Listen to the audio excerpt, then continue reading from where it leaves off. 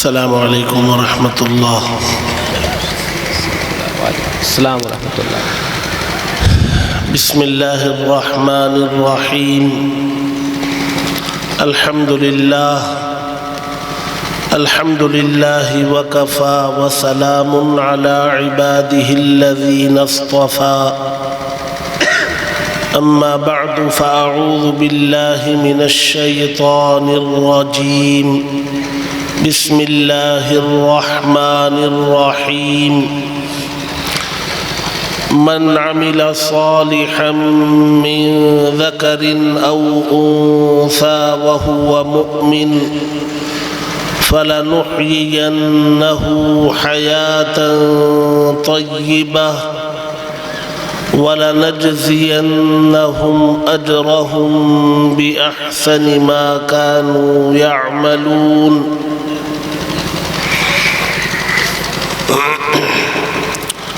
صدق اللہ العظیم۔ معزز و موقر علماء اکرام، سامعین عظام، نوجوانان اسلام، عزیز ساتھیوں، دوستوں اور پردے میں بیٹھی مائیں اور بہنیں، آپ کے علاقے میں قائم بنات کا، لڑکیوں کا، خواتین کا، مستورات کا یہ ادارہ جامعہ لطیفیہ للبنات کے تحت منعقد اس اجلاس میں شرکت کا موقع ملا۔ یقیناً یہ ادارے اسلام کی حفاظت کے لیے قلعے کی حیثیت رکھتے ہیں۔ ایمان کی شمعیں جو روشن ہیں، مسلمانوں کے دلوں میں جو ایمان کی شمعیں روشن ہیں، ایمان نظر آتا ہے، وہ انہی اداروں کی دین ہے۔ اس ادارے کے تحت منعقد اجلاس میں آپ حضرات سے گفتگو کا موقع ملا، لیکن وہ نصف شب کے بعد موقع ملا ہے۔ اب یہاں کا ماحول ہے، اس ماحول میں آپ حضرات تو ماحول سے مانوس ہیں، لیکن میں اس ماحول سے مانوس نہیں ہوں۔ بہرکیف مجھے چند منٹ آپ حضرات سے کچھ گفتگو کرنی ہے، پھر اپنی بات ختم کروں گا۔ اصل میں یہ مولانا قاری آزاد صاحب زیدہ مجدہم نے دعوت دی، ان کے حوصلے کے لیے میں چلا آیا، ورنہ اس علاقے میں منعقد ہونے والے اجلاس اس سے مذہبی اور دینی فوائد بہت کم اور دیگر چیزوں کو فروغ زیادہ ملتا ہے۔ رات اللہ تبارک و تعالی نے سونے کے لیے بنائی ہے، اسے سونے میں استعمال کرنا چاہیے، اور دن کو معاش کی تلاش کے لیے بنایا، اس میں معاش کو تلاشنا چاہیے، اور اسی دن میں تمام مذہبی امور کو انجام بھی دینا چاہیے۔ نمازوں کی ترتیب کو دیکھیں گے آپ تو وہ صبح صادق کے بعد فجر کی نماز ہے دن میں، اور غروب آفتاب کے فوراً بعد مغرب کی نماز ہے، 1-1.5 گھنٹے کے بعد عشاء کی نماز ہے، اور عشاء کی نماز کے بعد اگر کوئی دینی اور مذہبی تقاضا نہ ہو تو آرام کرنے کا حکم ہے۔ وَجَعَلْنَا اللَّيْلَ لِبَاسًا وَجَعَلْنَا النَّهَارَ مَعَاشًا۔ یہ اللہ تبارک و تعالی نے قرآن میں ذکر کیا ہے۔ یہ خواتین کا مدرسہ ہے، جامعہ لطیفیہ للبنات۔ ہمارے مذہب میں تفریق اور اونچ نیچ نہیں، ایسا نہیں ہے کہ اللہ تبارک و تعالی نے دینی اور مذہبی اعتبار سے مردوں کو فوقیت دے دی ہو، برتری دے دی ہو، اور خواتین کو، عورتوں کو مردوں کے مقابلے میں کم درجے پر رکھ دیا گیا ہو۔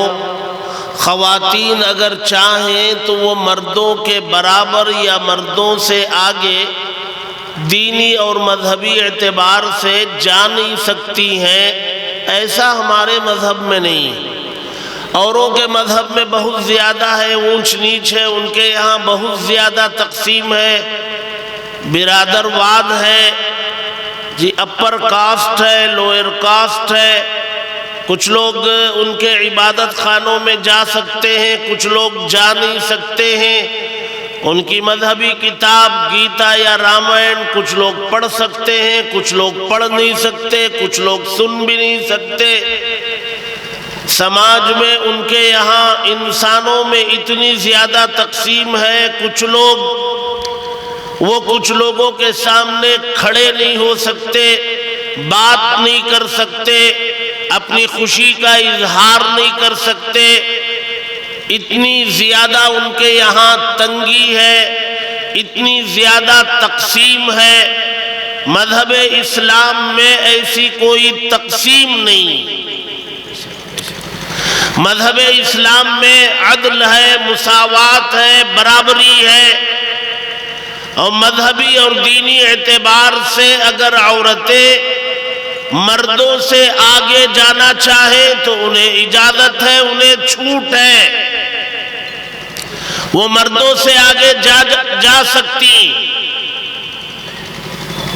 اللہ تبارک و تعالی نے اس مذہب میں رکھے گئے تمام مناصب میں، جتنے منصب اللہ تبارک و تعالی نے رکھے، ان میں چند منصبوں کو چھوڑ کر اللہ تبارک و تعالی نے باقی تمام مناصب میں عورتوں کو اجازت دی کہ وہ مردوں کا مقابلہ اس میں کرے، آگے جانا چاہے تو جائے۔ مثلا ولایت ہے، ایک مقام ہے ولایت اسلام میں، اللہ تبارک و تعالی کا ولی بننا، اللہ تبارک و تعالی کے قریب ہو جانا، اللہ تبارک و تعالی کا چہیتا بندہ بننا، اللہ تبارک و تعالی کا اتنا قریب ہو جانا کہ اللہ تبارک و تعالی اس کی خواہش کا احترام کرنے لگے۔ یہ مقام ولایت کہلاتا ہے، اور اس کے بہت سارے درجات ہیں۔ ہم لوگوں نے صرف ولایت کے مقام پر کچھ اللہ کے اولیاء کا نام ہم نے سن رکھا ہے۔ حضرت خواجہ معین الدین چشتی اجمیری رحمت اللہ علیہ بہت بڑے اللہ کے ولی گزرے ہیں اس ملک میں۔ اللہ تبارک و تعالی نے بڑا کام لیا ہے اس ملک میں۔ حضرت خواجہ معین الدین چشتی اجمیری رحمت اللہ علیہ سے سلسلہ چشتیہ کے بہت بڑے اللہ کے ولی گزرے۔ ہم لوگوں نے صرف مردوں کے نام سن رکھے ہیں ولایت میں۔ اللہ تبارک و تعالی نے ولایت کے مقام میں جہاں مردوں کو جانے کی اجازت دی، وہاں خواتین بھی جا سکتی ہیں، اور بہت ساری خواتین ولایت کے مقام پر اس امت میں بڑا اونچا نام انہوں نے حاصل کیا۔ بہت ساری اللہ کی ولیہ گزری۔ رابعہ بصریہ کا نام آپ نے سنا ہوگا۔ اس زمانے میں اللہ تبارک و تعالی نے جو مقام ان کو عطا فرمایا تھا وہ خاتون تھی۔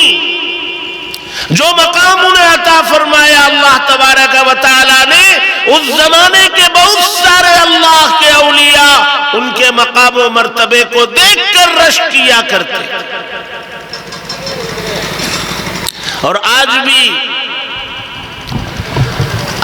بہت ساری خواتین ہیں جو مردوں کے مقابلے میں دینی اور مذہبی اعتبار سے بہت آگے ہیں۔ اللہ کا ڈر، اس کا خوف مردوں کے مقابلے میں عورتوں میں زیادہ پایا جاتا ہے۔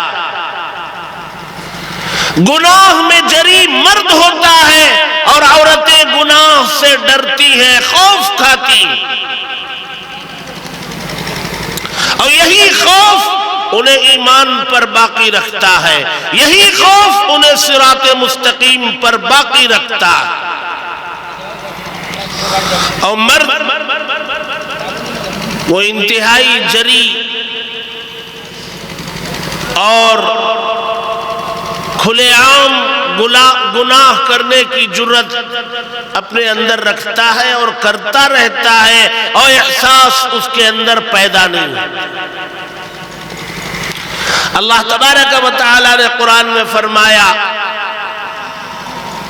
من عمل صالحا من ذکر او انثى،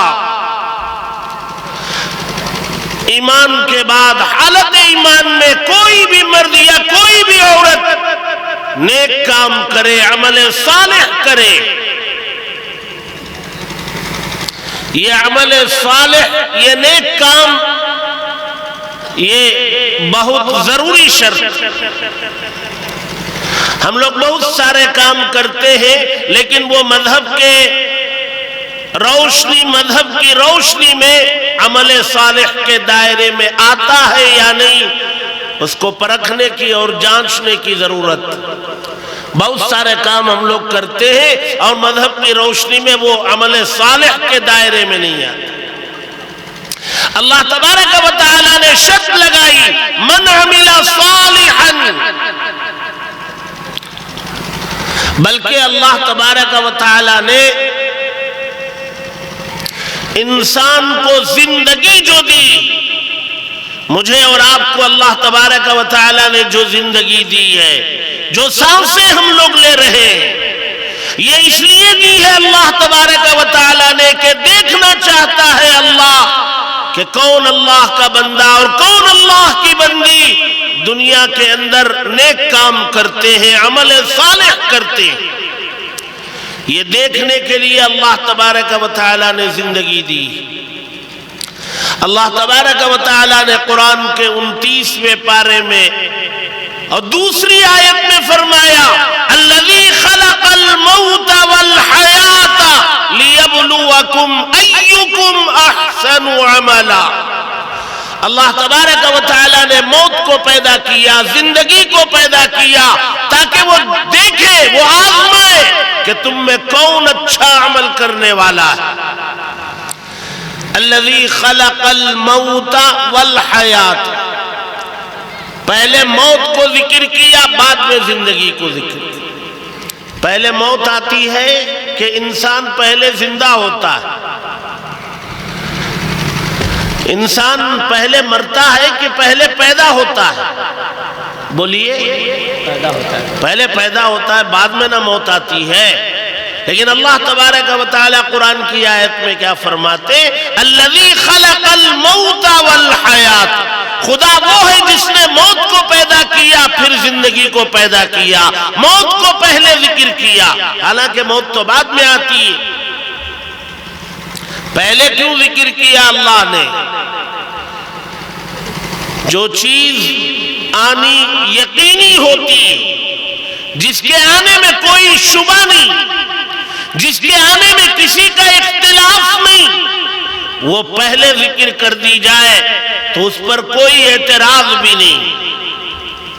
یہ اللہ تبارک و تعالی بتانا چاہتے ہیں کہ یہ موت یہ ایسی یقینی ہے کہ اس کو پہلے ذکر کیا جائے، اس کے آنے میں کوئی شک، کوئی شبہ نہیں۔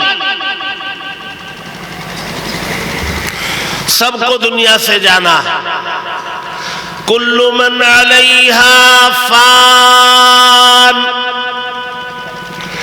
وَيَبْقَى وَجْهُ رَبِّكَ ذُو الْجَلَالِ وَالْإِكْرَامِ. جو کچھ زمین پر ہے، جو کچھ جاندار ہے، ان سب کو فنا ہے، سب کو مرنا ہے.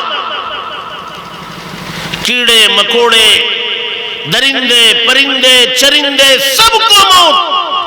آسمان کو، زمین کو، چاند کو، سورج کو، ستاروں کو، سب کو موت ہے، بقا کسی کو نہیں. موت کو بھی موت ہے. موت ہے نا، موت نظر نہیں آتی، موت نظر نہیں آتی، لیکن اللہ تبارک و تعالی فرماتے ہیں کہ موت کو بھی موت ہے. موت کو موت کیسے ہے بھئی؟ بکرے کو موت ہے، وہ اس کو ہم پکڑتے ہیں، ذبح کرتے ہیں، موت طاری ہوتی ہے.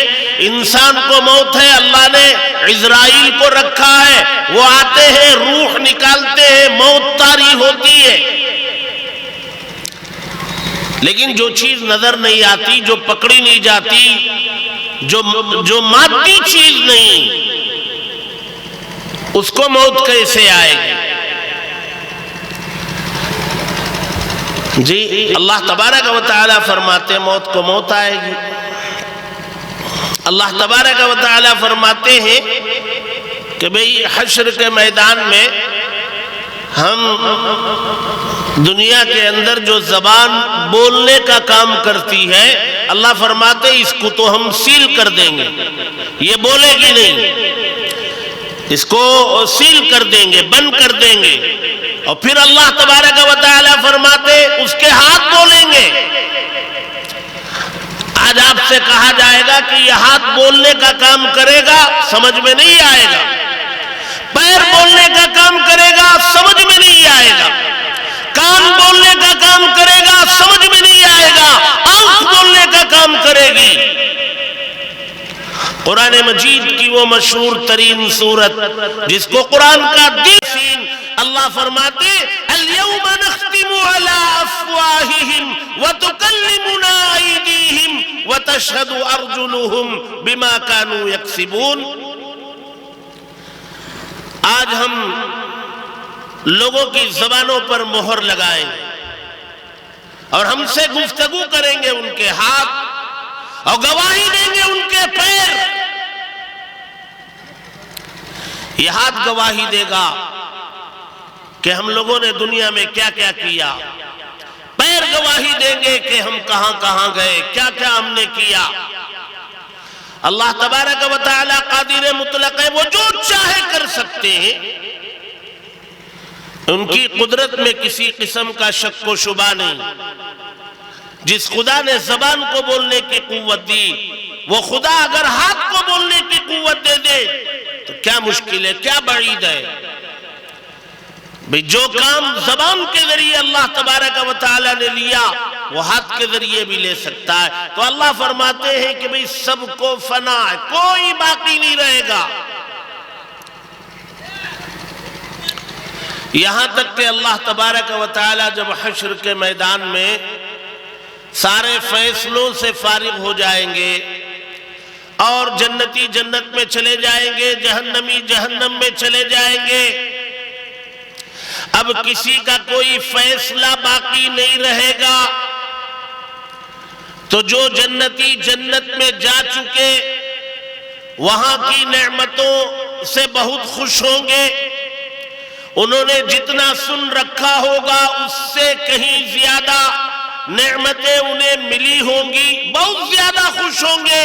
لیکن دل میں ایک کھٹکا بھی لگا رہے گا، کیا پتا یہ نعمتیں ہم سے چھن جائے، کیا پتا وہ جو دنیا میں مختصر ملی ہوئی زندگی کو جب ختم کیا گیا، موت طاری کی گئی، اس کی تکلیف جنتی جنت میں جانے کے بعد بھی محسوس کرتے رہیں گے. موت کی تکلیف، وہ موت یاد رہے گی، کھٹکا لگا رہے گا. پتہ نہیں پھر دوبارہ اس موت کے پل پر سے گزرنا پڑے تو کیا ہوگا. اللہ تبارک و تعالی جنتیوں کے اس کھٹکے کو، اس شک کو، اس پریشانی کو ختم کرنے کے لیے موت کو ایک مینڈھے کی شکل میں لائیں گے، ایک بکرے کی شکل میں لائیں گے، اور اعلان کیا جائے گا کہ یہ بکرا دراصل موت ہے اور موت کو موت دی جا رہی ہے۔ جب موت مر جائے گی تو پھر مرنے کا کوئی سوال نہیں۔ اللہ تبارک و تعالی نے قرآن میں اس کو ذکر کیا، لا يذوقون فيها الموت إلا الموتة الأولى ووقاهم عذاب الجحيم۔ لا يذوقون فيها الموت إلا الموتة الأولى، جو دنیا میں ایک موت طاری ہو گئی بس وہی ہے، اس کے بعد دوسری موت نہیں آئی۔ دنیا میں کسی کو بقا نہیں ہے، سب کو جانا ہے۔ آپ میں سے، ہم میں سے کتنوں کے والدین دنیا سے جا چکے، وہ تھے، ہم نے ان کی انگلی پکڑ کے چلنا سیکھا، وہ ہمیں انگلی پکڑ کے لے جاتے تھے، بتاتے تھے کہ یہ مسجد ہے، یہ اللہ کا گھر ہے، یہاں ادب سے داخل ہونا ہے، یہ اللہ کا کلام ہے، اس کو لے کے بیٹھنا ہے، بغیر وضو کے ہاتھ نہیں لگانا ہے، یہ تمہارے بڑے ہیں، ان سے ادب سے بات کرنی ہے۔ وہ ہمارے ابا تھے، امی تھے، وہ ہمیں سکھاتے تھے، انہی کی تربیت اور انہی کی تعلیم اور ان کی تربیت کے نتیجے میں آج ہم لوگ اس قابل ہیں، آپ لوگ وہاں بیٹھے، دینی مجلس میں آپ لوگ آ کے بیٹھے، آپ کے ماں باپ کی تربیت ہے، آپ کو اتنا شعور دیا کہ یہ دین کے نام پر منعقد ہونے والے اجلاس میں شرکت، یہ آخرت میں بہت بڑے اجر کا ذریعہ اور باعث بنے گا۔ وہاں جب کوئی سکہ کام نہیں دے گا تو وہاں یہ نیکیاں کام آئیں گی، یہ شعور دیا، آپ لوگ آ کے بیٹھے، ہم لوگ شریک ہو گئے۔ آج بہت ساروں کے ماں نہیں ہے، بہت ساروں کے باپ نہیں ہے، دادا دادی تو اکثر کے نہیں ہے، نانا نانی تو اکثر کے نہیں ہے، اور اس کے اوپر ان کو تو ہم نے دیکھا بھی نہیں، دادا کے ابا کو ہم میں سے کس نے دیکھا؟ لیکن وہ سلسلہ چلا نا، آدم علیہ السلام سے سلسلہ چلا ہے اور آج تک آیا ہے، قیامت تک چلنا ہے، بقا کسی کو نہیں ہے، سب کو جانا ہے۔ بقا صرف ایک ذات کو ہے، وَيَبْقَى وَجْهُ رَبِّكَ، تمہارے رب کی ذات باقی رہنے والی ہے، باقی سب کو فنا ہے۔ اور اللہ تبارک و تعالیٰ نے کہا بھئی تمہارے پیدا ہونے سے پہلے تمہاری موت طے ہے۔ جانتے ہیں کہ حمل کی شکل میں جب نطفہ ماں کے رحم میں پہنچتا ہے، ماں کے مادر رحم میں جب نطفہ پہنچتا ہے، وہ ہر 40 دن پر ایک تبدیلی حاصل کرتا ہے، اور جب 4 مہینے کا وہ نطفہ ہوتا ہے تو اس کے اندر روح ڈالی جاتی ہے 4 مہینے میں، اور 4 مہینے میں جب روح ڈالنے والا فرشتہ آتا ہے تو روح ڈالنے سے پہلے اس ماں کے پیٹ میں رہنے والے بچے کو زندہ کرنے سے پہلے وہ فرشتہ اللہ سے سوال کرتا ہے کہ اس کی زندگی کتنی ہوگی؟ ابھی روح ڈالی نہیں گئی، ابھی زندگی ملی نہیں، تھوڑی دیر میں ملے گی، اور ملنے کے بعد اسے شعور نہیں، احساس نہیں، آزادی نہیں، وہ ماں کے پیٹ کے اندر ہے، وہ 3 پردوں میں ہے، قید ہے، لیکن زندگی وہاں اسے دی جائے گی، اور اس زندگی کے دینے سے پہلے فرشتہ سوال کرتا ہے کہ بھئی دنیا میں یہ جائے گا تو کتنے دن زندہ رہے گا؟ اللہ تبارک و تعالیٰ بتائیں گے کہ بھی اس کی عمر 40 سال ہے، 50 ہے، 60 ہے، 70 ہے، 10 ہے، 15 ہے۔ پھر پوچھے گا کہ یہ لڑکا ہوگا کہ لڑکی ہوگی، تو اللہ تبارک و تعالیٰ بتائیں گے کہ یہ لڑکا ہوگا، لڑکی ہوگی۔ شقی ہوگا کہ سعید ہوگا، نیک بخت ہوگا کہ بدبخت ہوگا، یہ ساری چیزیں طے ہو رہی ہیں پیدا ہونے سے پہلے۔ جب طے ہو جاتی ہے تب روح ڈالی جاتی ہے۔ میں اور آپ پیدا نہیں ہوئے تھے کہ موت طے ہو گئی، اور وہ جب طے ہوئی، جس حال میں طے ہوئی اسی حال میں موت آئے گی۔ نہ ایک سیکنڈ وہ آگے ہوگی، نہ ایک سیکنڈ وہ پیچھے ہوگی۔ جو اللہ تبارک و تعالی نے لکھ دیا وہ اس کا وقت متعین۔ وَلَن يُؤَخِّرَ اللَّهُ نَفْسًا إِذَا جَاءَ أَجَلُهَا، ایک سیکنڈ کی تاخیر نہیں ہوگی۔ ہمیں بھی مرنا ہے، ہم میں سے ہر ایک کو مرنا ہے، مردوں میں سے ہر ایک کو، عورتوں میں سے ہر ایک کو مرنا ہے۔ اللہ تبارک و تعالیٰ فرماتے ہیں کہ ہم نے زندگی دی اور زندگی سے پہلے موت لکھ دی۔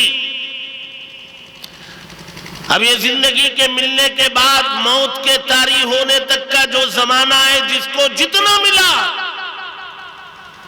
اس میں اسے، اس بندے کو، بندی کو کرنا کیا ہے؟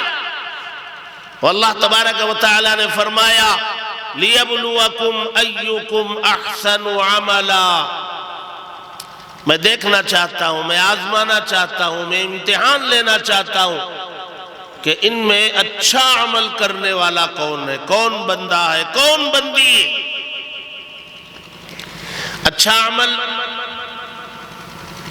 عبادتوں میں بھی ہے، اچھا عمل عقائد میں بھی ہے، اچھا عمل اخلاقیات میں بھی ہے، معاشرتی زندگی میں بھی ہے۔ ہر چیز میں اچھے پن کو اللہ تبارک و تعالیٰ چاہتے ہیں۔ بندہ نماز پڑھتا ہے، نماز اچھی چاہتے ہیں۔ ہمارے نبی صلی اللہ علیہ وسلم نے مجلس میں، آپ مسجد نبوی میں بیٹھے تھے اور صحابہ اطراف و اکناف بیٹھے ہوئے تھے۔ ایک صحابی مسجد میں داخل ہوئے اور 2 رکعت نماز انہوں نے پڑھی، تحیت المسجد۔ جب آدمی مسجد میں داخل ہو اور وہ وقت مکروہ وقت نہ ہو اور جماعت کے کھڑی ہونے میں ابھی وقت باقی بھی ہو تو 2 رکعت تحیت المسجد پڑھنی ہے، اللہ کا شکر ادا کرنا ہے کہ اللہ نے ہمیں اس کے گھر میں آنے کی توفیق دی، اس کا شکر ادا کرنا ہے۔ اور شکر پر اللہ تبارک و تعالی نعمتوں میں اضافہ کرتے ہیں۔ مسجد میں داخلے پر 2 رکعت پڑھ کے شکر ادا کیا، اللہ تبارک و تعالی مسجد میں لگنے والا دل عطا کریں گے۔ پھر مسجد میں جانے کے بعد واپس بھاگنے کا خیال نہیں آئے گا، دل لگے گا مسجد میں، دیر تک مسجد میں بیٹھنے کو چاہے گا۔ فجر کی نماز میں جائے گا، اشراق پڑھ کے باہر نکلے گا، مغرب میں جائے گا، اوابین پڑھ کے باہر نکلے گا، موقع ملا قرآن اٹھا کے تلاوت کرنے بیٹھے گا۔ یہ دل جو مسجد میں لگتا ہے، یہ دل اللہ تبارک و تعالی شکر پر عطا کرتے ہیں کہ مسجد میں جانے پر 2 رکعت نماز پڑھا، تحیت المسجد پڑھی، اللہ تبارک و تعالی خوش ہوتے بھی گھر میں داخلے پر اس نے 2 رکعت نماز پڑھی، شکر ادا کیا، اب اسے وہ دل بھی دے دے۔ وہ صحابی مسجد میں داخل ہوئے، انہوں نے 2 رکعت نماز پڑھی اور آ کے مجلس میں بیٹھ گئے۔ اللہ کے نبی صلی اللہ علیہ وسلم نے فرمایا صلی فإنک لم تصلی، جائیے آپ دوبارہ نماز پڑھیے، آپ نے نماز نہیں پڑھی۔ وہ صحابی نے کچھ نہیں کہا، واپس گئے، پھر انہوں نے 2 رکعت نماز پڑھی، حالانکہ وہ نماز ہی پڑھ رہے تھے، رکعت باندھ رہے تھے، قرات کر رہے تھے، رکوع، دونوں سجدے، قیدہ سب ہو رہا تھا۔ دوبارہ آ کے بیٹھے، اللہ کے نبی نے پھر فرمایا جاؤ نماز پڑھو، تم نے نماز نہیں پڑھی۔ انہوں نے یہ نہیں کہا کہ اللہ کے نبی میں نماز پڑھ کے آ رہا ہوں، پہلے بھی پڑھ کے آیا تھا، دوبارہ آپ کے حکم پر دوبارہ میں نے پڑھ لی، اب پھر آپ فرما رہے ہیں کہ میں نے نماز نہیں پڑھی۔ انہوں نے کچھ نہیں کہا، پھر دوبارہ چلے گئے، پھر 2 رکعت پڑھ کے وہ آئے، پھر آ کے بیٹھنے لگے تو اللہ کے نبی نے فرمایا جاؤ نماز پڑھو، تم نے نماز نہیں پڑھی۔ وہ تیسری مرتبہ وہ گئے، پھر 2 رکعت پڑھ کے آئے، اللہ کے نبی صلی اللہ علیہ وسلم نے فرمایا جیسے تم مجھے نماز پڑھتے ہوئے دیکھتے ہو ویسے نماز پڑھو، صلو کما رأیتمونی اصلی۔ جی ہم لوگ نماز پڑھنا ہم نے کہیں سیکھا نہیں نا، ہمیں نہیں پتا وضو کیسے بنانا ہے۔ ہم مسجد میں جاتے ہیں، بڑوں کو دیکھا وضو ایسے کرتے، ہم نے بھی کرنا شروع کر دیا۔ باقی وضو میں فرائض کتنے ہیں، سنتیں کتنی ہیں، مستحبات کتنے ہیں، کون سے عمل کس طریقے پر انجام دینا ہے۔ جی مسح کا طریقہ کیا ہے، خلال کیسے کیا جاتا ہے، ہاتھوں کی انگلیوں میں خلال کیسے کیا جائے گا، پیروں کی انگلیوں میں کیسا کیا جائے گا، سر کا مسح کیسے کیا جائے گا، ہم نے سیکھا نہیں، نماز بھی نہیں سیکھی۔ تکبیر باندھتے وقت ہاتھ کہاں تک اٹھائیں گے، کوئی کان میں لگا رہا ہے، کوئی یہاں تک اٹھا رہا ہے، کوئی کہیں کچھ کر رہا ہے، کوئی یوں کر رہا ہے، سیکھا نہیں نا۔ رکعت باندھیں گے تو ہاتھ کیسے باندھنا ہے، رکوع میں جائیں گے تو کتنا جھکنا ہے، گھٹنوں کو پکڑنا کیسا ہے، کھڑے ہوں گے تو نگاہ کہاں ہونی ہے، رکوع میں جائیں گے تو نگاہ کہاں ہونی ہے، رکوع سے اٹھ کے کیسے کھڑے ہوں گے، کتنی دیر کھڑے ہوں گے، سجدے میں کیسے جائیں گے، ہم نے سیکھا نہیں۔ یہ جو مدارس ہیں اس میں یہی کام کیا جاتا ہے، چاہے وہ لڑکوں کے مدارس ہوں چاہے لڑکیوں کے مدارس ہوں، ان میں یہی کیا جاتا ہے۔ ان میں ہر چیز کو الگ الگ سکھایا جاتا ہے۔ ایمان سے سکھانا شروع کرتے ہیں، ایمان کسے کہتے ہیں،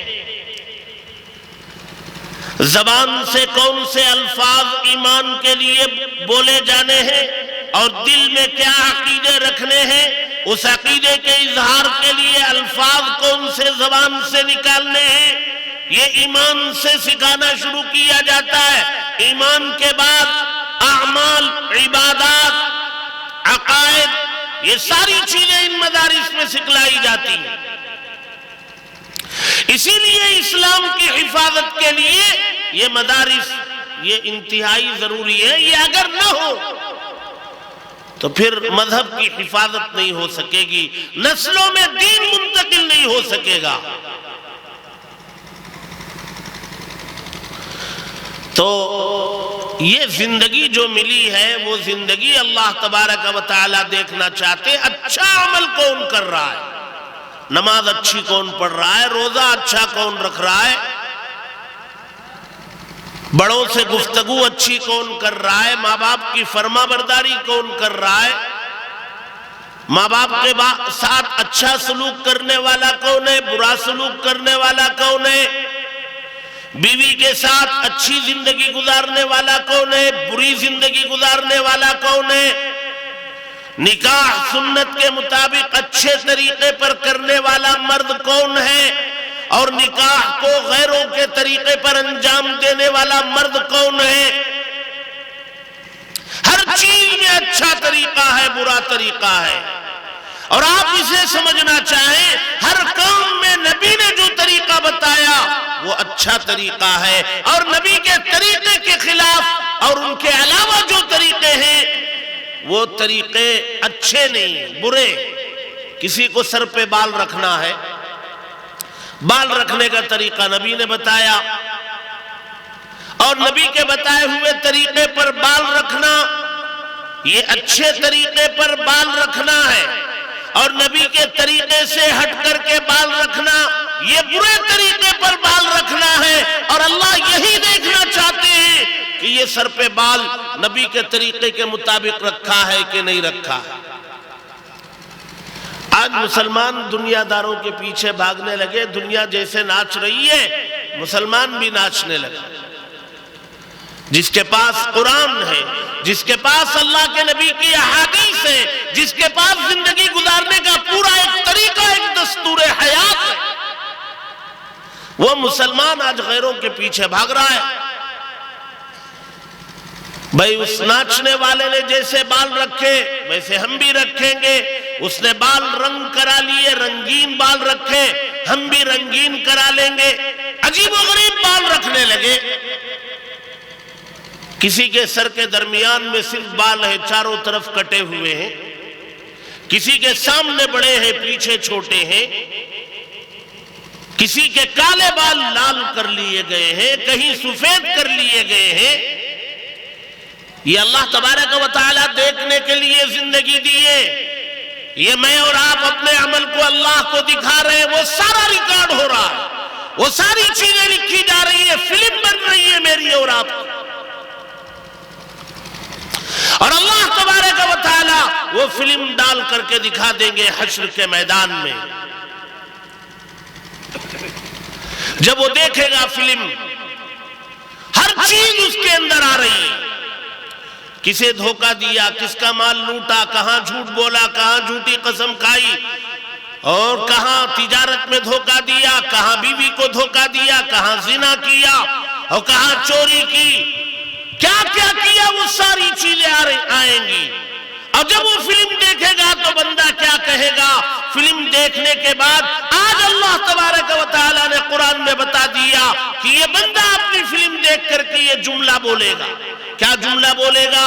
ما لهذا الكتاب لا يغادر صغيرة ولا كبيرة إلا أحصاها ووجدوا ما عملوا حاضرا.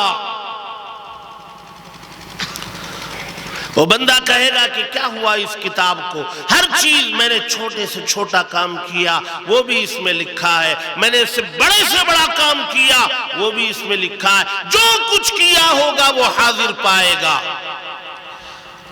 اور ایسا نہیں ہوگا کہ آپ نے نہ کیا ہو وہ اس میں آ گیا ہو, ایسا نہیں ہوگا. وَلَا يَظْلِمُ رَبُّكَ أَحَدًا, رائی کے دانے کے برابر تمہارا رب ظلم کرنے والا نہیں. جو تم نے کیا ہوگا وہی اس میں موجود ہوگا, وہی نظر آئے.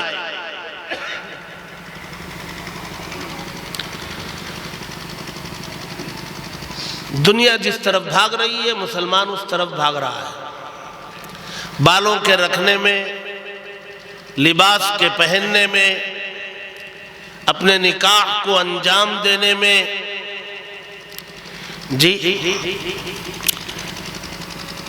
جوڑا جہیز لینے میں.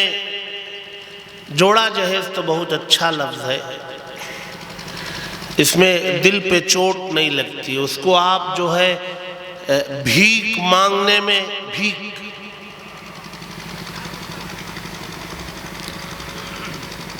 پیدائش کے موقع پر, موت کے موقع پر, پیدائش سے پہلے اور موت کے بعد, ہر جگہ ہمارا جو معاشرہ ہے, ہمارا جو طرز زندگی ہے, وہ آپ جائزہ لیں گے اس کا تو وہ عمل صالح نہیں ہے, وہ احسن عمل نہیں ہے, وہ عمل صالح کے دائرے میں بھی نہیں آ رہا ہے, وہ احسن عمل کے دائرے میں بھی نہیں آ رہا ہے. اور اللہ تبارک و تعالیٰ نے پیدا ہی اس لیے کیا کہ بھئی اس کے عمل کو دیکھا جائے. ساری دنیا میں موجود ہر فرد, مرد و عورت, وہ اپنی زندگی کو اچھا بنانے کے چکر میں پوری زندگی تباہ کر رہے ہیں. ہر ماں باپ اپنے بچوں کی زندگی اچھا بنانے کے لیے ماں باپ پوری زندگی قربانی دینے میں گزار دیتے ہیں کہ میرے بچہ اچھی اسکول میں پڑھے, اچھا ٹیوشن اس کو دلائیں, وہ کسی اچھی ڈگری, کوئی ڈگری حاصل کر لے, کہیں اچھی اس کو ملازمت مل جائے. یہ پوری زندگی ماں باپ بچوں کے لیے سوچتے رہتے. جب بچے سمجھنے کے قابل ہو جاتے اور ذمہ داری ان پہ آ پڑتی ہے تو پھر وہ سوچتے ہیں کہ بھی میری زندگی اچھی ہو, میں اچھا سیٹل ہو جاؤں. یہ اچھی خواہش ہے, لیکن اس اچھی خواہش کے چکر میں جو طریقے اپنائے جا رہے ہیں وہ کبھی اچھی زندگی فراہم نہیں کرتے, وہ موت سے بدتر زندگی فراہم کرنے والے طریقے اپنا رہے ہیں. وہ اچھی زندگی کے چکر میں بچوں کو لے جا کر کے مشنری اسکولوں میں غیروں کے حوالے کیا جا رہا ہے بچوں کو۔ وہ کولا ذہن رکھنے والے بچے جب اچھی زندگی ڈگری کے چکر میں ہم نے پیسے دے کر اپنی اولاد کو مشنری اسکول میں پہنچا دیا تو وہ اس کولے ذہن کو خدا کے خلاف بغاوت کے لیے تیار کرنا شروع کر دیتے، مذہب کے خلاف، دین کے خلاف بغاوت کے لیے وہ کولا ذہن تیار کرنا شروع کرتے۔ آپ کو پتہ بھی نہیں چلتا کہ وہ دین کا باغی بن جاتا ہے۔ وہ سمجھ اور شعور آتے آتے دین بیزار ہو جاتا ہے۔ آپ کو پتہ اس وقت چلتا ہے جب کوئی جواب وہ آپ کو دے دیتا ہے۔ اگر آپ اپنے بچے کی زندگی اچھی بنانا چاہتے ہیں، آؤ، آپ کے پاس قرآن ہے، حدیث ہے، آپ کے پاس نبی ہے، پوچھو ان سے کہ میں اپنے بچے کو اچھا بنانا چاہتا ہوں، اس کی زندگی اچھی بنانا چاہتا ہوں، میں کروں کیا؟ اللہ کے نبی صلی اللہ علیہ وسلم فرماتے ہیں کہ بھئی جب وہ بولنے کے قابل ہو تو اس کو کلمہ طیبہ سکھاؤ، پھر اس کو جب پڑھنے کے قابل ہو تو اس کو کسی مکتب میں بھیجو تاکہ وہ قرآن پڑھنا سیکھے، وہ مفردات پڑھے، الف با تا سا پڑھے، اس کے دل میں پہلے قرآن کے حروف نقش ہوں، پہلے اس کا ایمان مضبوط کرو۔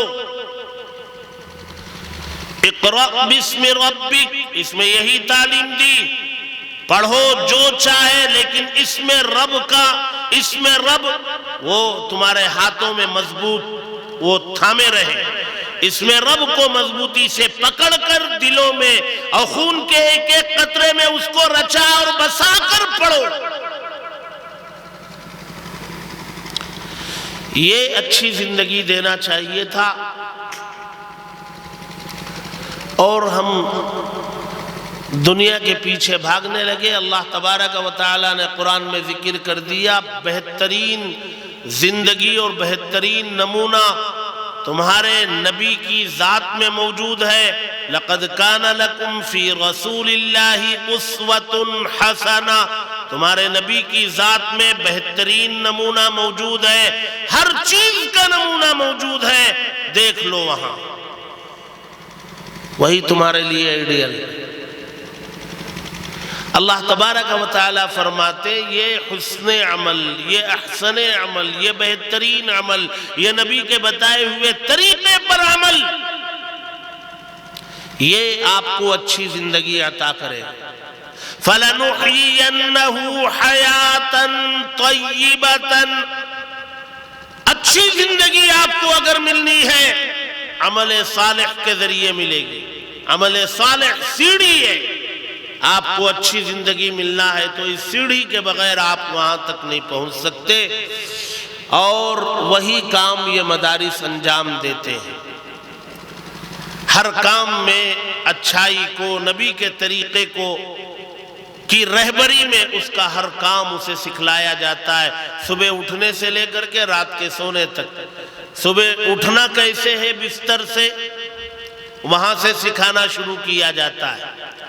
بستر سے اٹھتے ہی کیا پڑھیں گے، وہاں سے اتر کر کے کہاں جائیں گے، بیت الخلاء میں کیسے جائیں گے، وضو کیسے کریں گے، نماز کیسے پڑھیں گے، ناشتہ کیسے کریں گے، پورے دن کے اعمال کی تربیت کی جاتی ہے۔ رات میں بستر پر آئیں گے تو سوئیں گے کیسے، لیٹیں گے کیسے، اور کیا آپ کے آخری کلمات ہوں لیٹنے سے پہلے، یہی تو ان مدارس میں کیا جاتا ہے۔ اور وہی طریقہ آپ کو پاک، صاف، شفاف، نیک، خوشگوار، اللہ کو پسند والی، نبی کو پسند والی زندگی عطا کرتا ہے۔ ہم نے مدارس کو چھوڑ دیا، ہم نے مساجد کو چھوڑ دیا، اپنے نبی کے طریقے کو چھوڑ دیا، اپنا دین چھوڑ دیا، اپنا مذہب چھوڑ دیا، اپنا قرآن چھوڑ دیا، سب ہم نے چھوڑ دیا۔ اللہ تبارک و تعالی نے ہمیں غیروں کے حوالے کر دیا۔ آج ہم 25 کروڑ ہیں کہ 30 کروڑ ہیں کہ بے حیثیت ہیں، کوئی حیثیت نہیں، کوئی وزن نہیں، بات میں کوئی اثر نہیں۔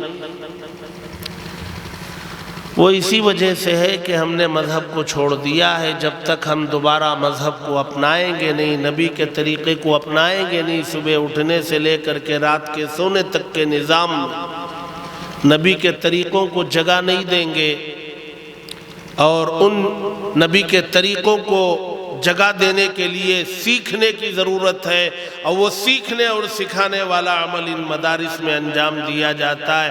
جب تک مدارس کی قدر نہیں کریں گے اور اس میں پڑھانے والوں کی قدر نہیں کریں گے، اس کو چلانے والوں کی قدر نہیں کریں گے، ہم لوگ کبھی کامیاب نہیں ہو سکتے۔ قدر کرنا مطلب اپنے بچوں کو اس سے وابستہ کرنا، بچیوں کو وابستہ کرنا، علم دین سے آراستہ کرنا، نبی کی سنتوں سے واقف کرانا، ہر کام میں نبی کے طریقے کو فوقیت دینے کی عادت ڈالنا۔ جب تک ہم یہ کریں گے نہیں، ہمارے اندر تبدیلی نہیں آ سکتی، حالات میں کوئی تغیر نہیں ہو سکتا، اللہ تبارک و تعالیٰ کی نظر کرم کے ہم محتاج نہیں بن سکیں گے۔ یہ مدارس اسی لیے قائم کیے جاتے ہیں، اور آپ حضرات کو جوڑ کر یہ بتانا مقصد ہوتا ہے ان جلسوں کا کہ یہ کوئی بیکار کا کام نہیں کر رہے ہیں، یہ مدارس قائم کر کے جھک ماری نہیں کر رہے ہیں۔ یہ ہمارے سماج کی اہم ترین ضرورت، ہمارے سماج کی بنیادی ضرورت مسجد ہے نمبر 1 کی، اور نمبر 2 کی ضرورت مدرسہ۔ یہی ہجرت کے بعد جب اللہ کے نبی مدینہ منورہ تشریف لائے تو آپ اپنے گھر میں حضرت ابو ایوب انصاری کے مہمان آپ کو بننا تھا۔ ابو ایوب انصاری کے گھر میں آپ نے بعد میں قدم رکھا، جانے سے پہلے آپ نے مسجد کی بنیاد ڈالی، اور اسی مسجد کے صحن میں ایک مدرسے کی بنیاد ڈالی جو صفہ کے نام سے مشہور ہے، اور وہ مسجد نبوی کے نام سے مشہور ہے۔ قیامت تک آنے والے مسلمانوں کو پیغام دیا، مسلم سماج اور مسلم معاشرے میں دینی اور مذہبی ضرورت کے اعتبار سے سب سے پہلی چیز مسجد ہے، اور دوسرے نمبر کی چیز مدرسہ۔ یہ دونوں جس سماج مدرسہ، اور جو سماج ان دونوں کی قدر کرتا ہے، اور جو سماج اپنے بچوں کو ان سے وابستہ کرتا ہے، مسجد سے مدرسے سے اپنے بچوں کے رشتوں کو مضبوط کرتا ہے، وہ سماج صالح سماج، وہ نیک معاشرہ ہے، وہ اچھا معاشرہ ہے، وہ اللہ کا پسندیدہ معاشرہ ہے۔ وہاں بسنے والے مردوں کو بھی اللہ پسند کرتا ہے، وہاں بسنے والی خواتین کو بھی اللہ پسند کرتا ہے۔ قرآن میں اللہ نے فرمایا فیہ رجال یحبون ان یتطہروا، قبا میں بسنے والے لوگوں کی تعریف اللہ نے فرمائی۔ جو مدینہ جاتے ہوئے راستے میں قبا ایک محلہ پڑتا ہے، اللہ نے ان کے بارے میں تعریف کی قرآن میں، اس قبا کے محلے میں ایسے مرد رہتے ہیں جو پاکی صفائی کو پسند کرتے ہیں۔ تو سماج اور معاشرے کی تعریف اللہ تبارک و تعالی آسمانوں میں کریں گے۔ آپ حضرات خوش نصیب ہیں کہ یہاں مردوں کے لیے بھی بہت سارے ادارے قائم ہیں، آج دن بھر بہت سارے اداروں میں جانا ہوا، اور لڑکیوں کے لیے بھی ادارے قائم ہیں، انہی میں ایک جامعہ لطیفیہ للبنات ہے۔ اس کی قدر کریں، اپنے بچوں کو، بچیوں کو اس مدرسے سے وابستہ کریں، اللہ کے نبی کی سنتوں کو جانیں، اپنائیں، کامیابی اسی میں ہے۔ نبی کے طریقے میں کامیابی کے یقین کو دلوں میں بسائیں۔ نبی کے طریقے کے خلاف کوئی بھی طریقہ ہو، کامیابی اللہ نے اس میں نہیں رکھی ہے۔ میں مبارکباد پیش کرتا ہوں حضرت مولانا قاری آزاد صاحب کو کہ انہوں نے یہاں ادارہ قائم فرمایا اور اس میں خدمت سے جڑ گئے، اور آج اس کے تحت یہ اجلاس منعقد کیا۔ مبارکباد کے مستحق وہ بھی ہیں، ان کے تمام ذمہ داران ہیں، ان کے تمام معاونین ہیں، پڑھنے والی بچیاں ہیں، بچیوں کے والدین ہیں، وہ سب مبارکباد کے مستحق ہیں۔ اللہ تبارک و تعالی تمام دینی اداروں کو، مدارس کو، مساجد کو، خانقاہوں کو، دعوت و تبلیغ کو، سب کو اللہ تبارک و تعالی نظر بد سے محفوظ رکھے۔ اللہ تبارک و تعالی عروج اور ترقی عطا فرمائے۔ بالخصوص جامعہ لطیفیہ کو ہر قسم کی ظاہری و باطنی ترقیات سے مالا مال فرمائے، کہنے سننے سے زیادہ ہم سب کو عمل کی توفیق نصیب فرمائے۔ وآخر دعوانا ان الحمد للہ رب العالمین۔ درود شریف پڑھیں۔ الحمد للہ رب العالمین والعاقبۃ للمتقین والصلاة والسلام علی رسولہ سیدنا محمد وآلہ واصحابہ اجمعین۔ اللہم وفقنا لما تحب وترضى واجعل آخرتنا خیرا من الأولى۔ اللهم يسر لنا أمورنا مع الراحة في قلوبنا وأبداننا۔ اللهم إنا نسألك الهدى والتقى والعفاف والغنى۔ اللهم ارزقنا علم التوحيد وعمل الإخلاص وحسن الخاتمة۔ اللهم فقهنا في الدين وعلمنا القرآن الحكيم۔ اللهم آنس وحشتنا في قبرنا۔ اللهم ارحمنا بالقرآن العظيم واجعله لنا إماما ونورا وهدى ورحمة۔ اللهم ذكرنا منه ما نسينا وعلمنا منه ما جهلنا وارزقنا تلاوته آناء الليل وأطراف النهار واجعله لنا حجة يا رب العالمین۔ اے اللہ ہم سب کے گناہوں کو معاف فرما، خطاؤں سے درگزر فرما، تیرے نیک بندوں میں ہمارا شمار فرما۔ اے اللہ دین کی نسبت پر اے اللہ تیرے بہت سارے بندے یہاں رات کی تاریکی میں نیند کی قربانی دے کر دین کی باتوں کو سننے کے شوق اور جذبے میں اے اللہ یہاں بیٹھے رہ گئے اور دین کی باتیں کہتے اور سنتے رہے۔ رات کے اس آخری پہر میں تیرے سامنے ہاتھوں کو پھیلائے بیٹھے ہیں۔ اے اللہ ہمارے نبی نے فرمایا کہ یہ قبولیت کا وقت ہے، اس وقت آپ سائلین کے سوالات کا انتظار کرتے ہیں۔ اے اللہ یہ سب ہم سب تیرے سامنے فقیروں کی طرح ہاتھوں کو پھیلائے بیٹھے اور دنیا کا کوئی سوال نہیں، سب کو اپنی آخرت کی فکر ہے۔ اے اللہ سب کی آخرت بنا دے، اے اللہ سب کے حق میں جنت کا فیصلہ فرما دے۔ اے اللہ دنیا بھی ہماری اچھی بنا، رزق حلال عنایت فرما۔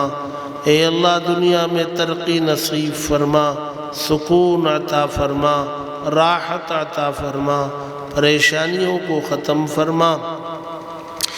اے اللہ ہمارے بداعمالیوں کے نتیجے میں آج ہم لوگ بہت پریشان ہیں۔ یقیناً جب تجھ سے دور بھاگیں گے تو ہم سوائے پریشان ہونے کے اور کچھ نہیں ہو سکتا۔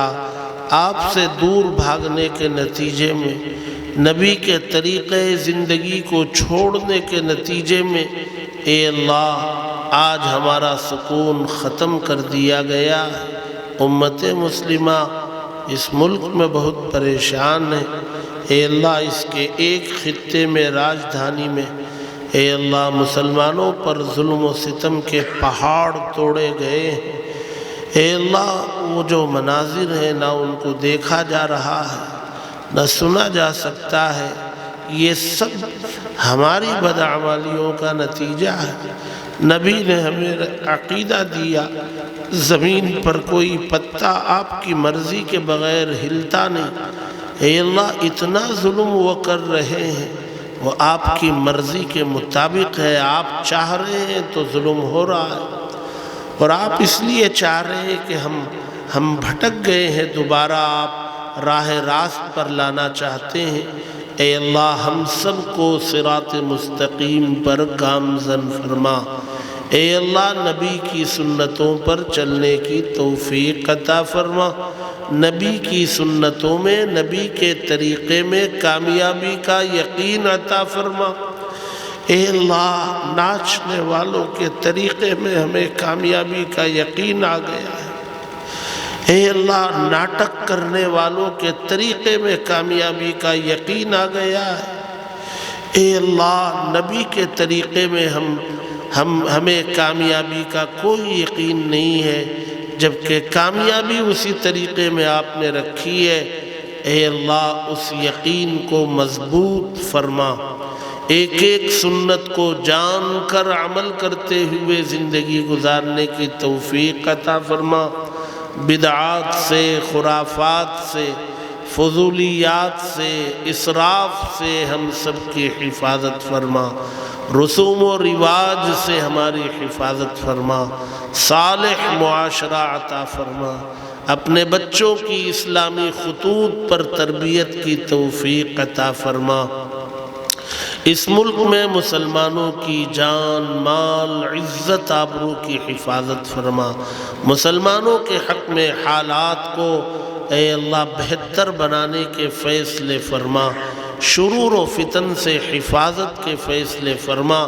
اے اللہ اس ملک میں جو لوگ ظلم کر رہے ہیں ان کے حق میں ہدایت ہے تو ہدایت عطا فرما، نہیں تو اس زمین کو ظلم اور ظالمین سے پاک و صاف فرما، مساجد کی، مدارس کی، خانقاہوں کی، دعوت و تبلیغ کی حفاظت فرما، ان تمام دینی اداروں میں خدمت کر رہے ہمارے اکابرین، علماء، ائمہ، حفاظ، اے اللہ سب کی حفاظت فرما۔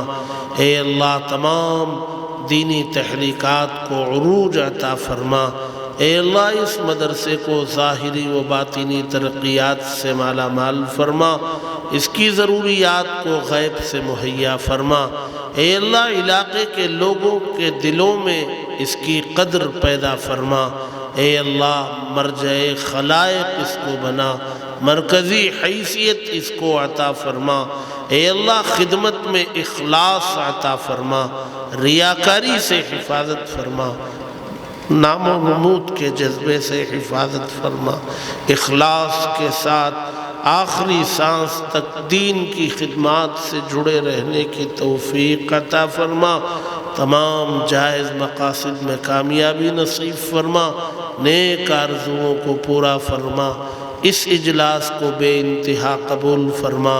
بہت ساروں نے اس اجلاس کے انعقاد میں محنتیں کی ہیں، علاقے کے لوگوں نے، نوجوانوں نے، عمائدین نے، اے اللہ بہت ساروں نے بدن کے ذریعے محنت کی، بہت ساروں نے مالی تعاون کے ذریعے محنتیں کی، سب کی محنتوں کو قبول فرما، دنیا و آخرت میں بہترین بدلہ عطا فرما۔ اے اللہ جب تک زندہ رہیں اسلام پر زندگی عطا فرما، ایمان پر زندگی عطا فرما، کلمے والی موت نصیب فرما۔ اے اللہ ہم میں سے جن کے والدین دنیا سے رخصت ہو چکے ہوں ان سب کی مغفرت کے فیصلے فرما، ان کے درجات کو بلند فرما۔ اے اللہ جن کے والدین زندہ ہیں قدر کرنے کی توفیق عطا فرما، خدمت کرنے کی توفیق عطا فرما، جو مانگا وہ عطا فرما، جو مانگنے سے رہ گیا اپنی شان کے مطابق عطا فرما۔ ہماری ان دعاؤں کو حضرت محمد مصطفیٰ صلی اللہ علیہ وسلم کے صدقے میں قبول فرما۔ ربنا تقبل منا انك انت السميع العليم وتب علينا انك انت التواب الرحيم۔ صلی اللہ تعالی علی خیر خلقہ سیدنا محمد وآلہ واصحابہ اجمعین۔ سبحان ربک رب العزة عما یصفون وسلام علی المرسلین والحمد للہ۔